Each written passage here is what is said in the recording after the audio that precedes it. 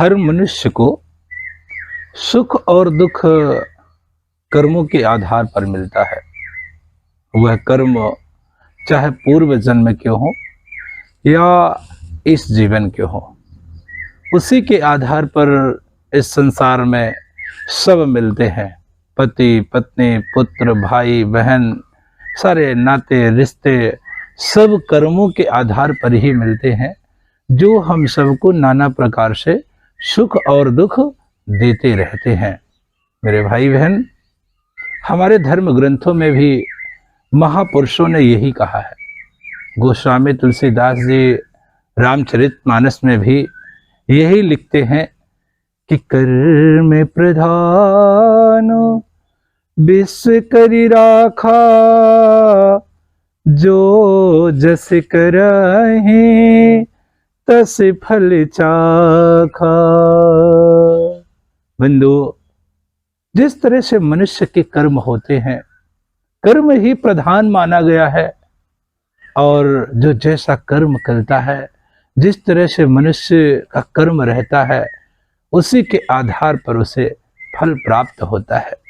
तो आज विचार करने की बात है कि हमें कर्म करने की प्रेरणा कहाँ से मिलती है, कर्म करने के भाव कैसे उत्पन्न होते हैं। तो बंधुओं, कर्म की उत्पत्ति विचारों से होती है।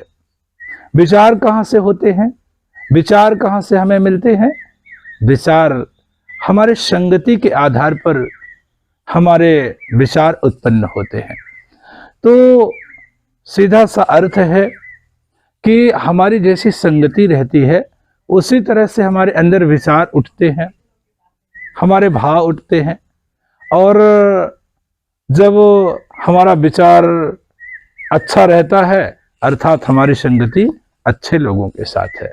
लेकिन यदि हमारे अंदर नेगेटिव विचार आ रहे हैं, नकारात्मक विचार आ रहे हैं, तो निश्चित तौर से आपकी संगति गलत लोगों के साथ है।